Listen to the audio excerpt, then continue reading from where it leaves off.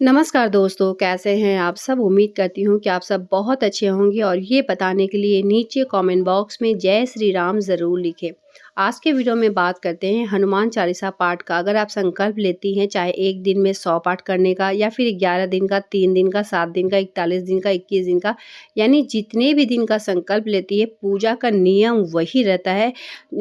अलग-अलग नियम नहीं होता है, लेकिन पूजा आपको कैसे करना है, किस समय करना है, कौन सी गलती आपको नहीं करना है, हर एक चीज़ के बारे में मैं चैनल पे वीडियोज़ लाती रहती हूँ, जिससे कि आपके द्वारा कोई भी गलती ना हो सके। तो हनुमान चालीसा का पाठ करते समय 5 गलती है जो कि आपको बिल्कुल भी नहीं करना चाहिए। सबसे पहला पॉइंट की अगर बात किया जाए कि अगर एक दिन में 100 पाठ करना चाहती हैं, तो उन लोगों को मैं एक बस एक्सपीरियंस के तौर पे कहना चाहूँगी कि अगर आप पाठ नहीं करती हैं, कम करती हैं या फिर आपको पाठ करने का आदत नहीं है, तो कोशिश करें 3 दिन का पाठ कर लें, 11 दिन का पाठ कर लें, क्योंकि 100 पाठ एक दिन में इसलिए आप करना चाहती हैं कि रोज़-रोज़ शायद आप नहीं करना चाहती या फिर आपको ऐसा लगता है कि 11 दिन का समय नहीं है। तो अगर एक दिन का पाठ करती हैं तो इसमें थोड़ा-सा आपको दिक्कत हो सकता है, क्योंकि लगातार 4 से 5 घंटा तक आपको बैठना ही होता है और कहीं न कहीं जो लोगों को आदत नहीं है वो लोग नहीं कर पाएँगे। तो 1:30 बजे 2 बजे के आस-पास ऐसा समय होता है कि नींद भी लगने लगता है। तो 9 बजे से अगर आप स्टार्ट करती हैं तो 9 से 4 घंटा ऐसे ही जोड़ दिए, 10, 11, 12, 1 अगर अगर कम आप पाठ करती हैं तो आपको थोड़ा-सा और भी ज़्यादा समय लगेगा, यानी थोड़ा 5 घंटा तो आपको लगेगा ही लगेगा। मेरा जो था वो 4 घंटे का समय लगा था, चूँकि मैं अक्सर करती हूँ तो 4 घंटा लगा था। पूजा पाठ स्टार्ट आपको पौने 9 बजे से सारे तैयारी आपको कर लेना है, 9 बजे से पाठ करने बैठ जाना है, लेकिन 4 घंटा समझ लें।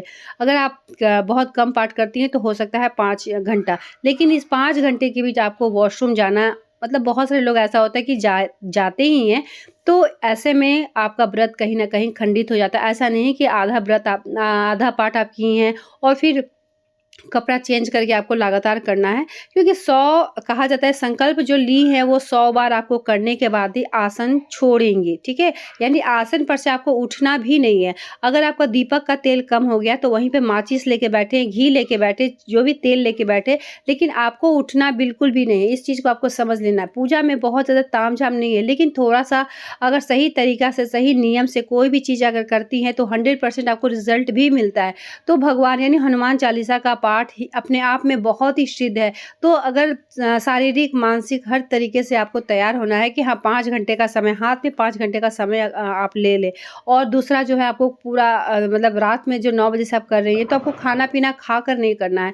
जो हल्का-फुल्का सैंडविच वगैरह 6 बजे 7 बजे आप करती हैं उसके बाद से आपको खाना नहीं है, क्योंकि 9 बजे आप खाकर अगर बैठेंगी तो पाठ नहीं कर पाएँगी और आपको नींद भी लगने लगेगा। तो छोटी-छोटी बातें हैं जो कि अच्छे से आप समझ लें।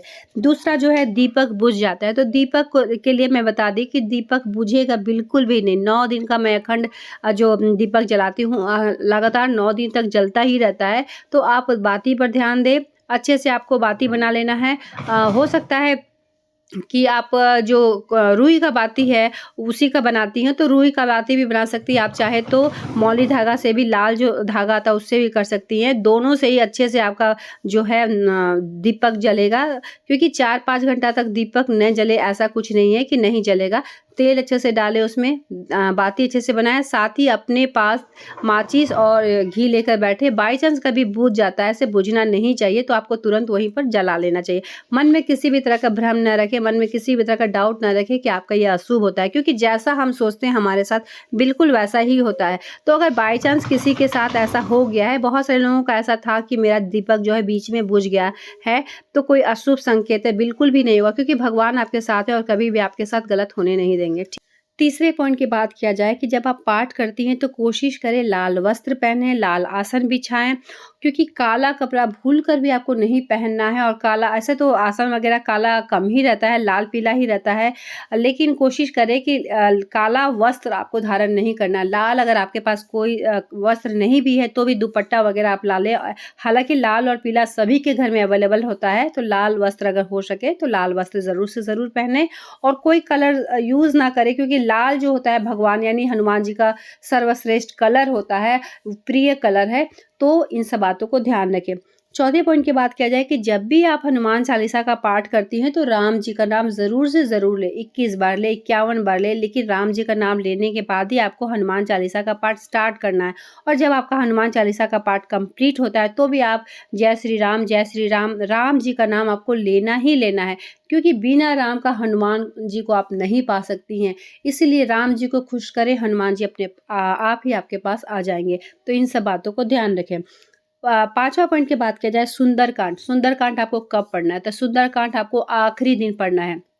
11 दिन का पाठ करती हैं तो आखिरी दिन पढ़े, 3 दिन का पाठ करती हैं तो आखिरी दिन पढ़े, और 100 पाठ करती हैं तो भी आपको आखिरी दिन ही पढ़ना चाहिए। सुंदरकांड बहुत ही सिद्ध और बहुत ही पावरफुल ये कांड है, क्योंकि सुंदरकांड जो होता है उसमें राम जी को कसम दिया जाता है हनुमान जी को कि आपको मेरा ये कार्य करना ही होगा। तो बहुत ज़्यादा कहा जाता है कि आप तकलीफ में हैं, हर दरवाज़ा आपके बंद हो गया है, बहुत बीमारी है और कोई आपका साथ देने वाला नहीं है, शारीरिक, आर्थिक, मानसिक हर तरीके से हार गई हैं, तो एक द्वार है वो है सुंदरकांड। सुंदरकांड का पाठ अगर आप करती हैं तो अति उत्तम है। लेकिन सुंदरकांड का पाठ तभी किया जाता है जब आप बहुत ज़्यादा तकलीफ में हो। रोज़-रोज़ आपको सुंदरकांड का पाठ नहीं करना चाहिए, क्योंकि रोज़-रोज़ किसी को आप कितना कसम देंगे। इसीलिए सुंदरकांड का पाठ हनुमान चालीसा का लास्ट दिन ही किया जाता है। तो इन सब बातों को ध्यान रखें। फिर भी कोई सवाल होगा, कोई डाउट होगा, हर एक चीज़ के बारे में मैं करके दिखाती हूँ, बताते रहती हूँ, जिससे कि मेरी बहनों को किसी भी तरह का कोई भी दिक्कत ना हो। और बहुत सारे लोगों का मुझे एक कमेंट्स बहुत ज़्यादा आया था कि मेरा पाठ कंप्लीट हो गया लेकिन फिर भी मेरी मनोकामना पूर्ण नहीं हुआ। देखिए, इस बात को हमेशा आप पूछते हैं और मैं हमेशा बताती रहती हूँ। देखिए, पाठ करते वक़्त मन में बिल्कुल भी नहीं लाएँ। हाँ, एक बार आपने जब पाठ किया है, संकल्प लिया है कि अपनी मनोकामना आप बोल दें, लेकिन हर वक़्त आप इस चीज़ का आसरा ना देखें कि मेरा मनोकामना पूर्ण नहीं होता है, क्योंकि आप समझ लें कि बाबा आपके साथ है। तो जो बाबा आपके साथ है, जो हनुमान जी जब आपके साथ है तो आपको किसी भी चीज़ को और लेने की ज़रूरत नहीं है, क्योंकि साक्षात जो हनुमान जी आपके साथ है। तो आप ये मन में पॉजिटिविटी रखें, आप मन में समझ लें कि आपका हर कार्य सिद्ध होगा और ज़रूर होगा, क्योंकि आपके साथ साक्षात राम जी, हनुमान जी है। तो आपको बार-बार इस चीज़ को सोचने की ज़रूरत नहीं है कि ये कार्य नहीं होगा, ज़रूर से ज़रूर होगा। अगर लेट हो रहा है उसके पीछे भी कुछ न कुछ कारण ही होगा। तो उम्मीद करती हूँ कि मेरे द्वारा दी गई जानकारी से कहीं न कहीं आपको लाभ ज़रूर मिलेगा। फिर भी किसी भी तरह का सवाल है, डाउट है, नीचे कमेंट बॉक्स में ज़रूर बताएँ। मैं कोशिश करती हूँ कि हर एक पॉइंट को मैं बहुत ही आसानी से, सरल तरीके से आपको समझा सकूँ, जिससे कि आपका हर कार्य सिद्ध हो सके। शादी-विवाह को लेकर, नौकरी को लेकर हो, घर गृहस्थी को लेकर हो, पुत्र को लेकर हो, पति को लेकर हो, क्योंकि इच्छाओं का अंत नहीं होता है। हर एक इच्छा अगर आपका पूरा होता है तो दूसरा इच्छा भी जाग जाता है। तो इसीलिए हम लोग कहीं न कहीं भगवान की शरण में जाते हैं और हमारी चाहते हैं कि हमारी हर एक इच्छा जो है पूर्ण हो जाए। तो चलिए मिलते हैं एक नई वीडियो के साथ, तब तक के लिए धन्यवाद।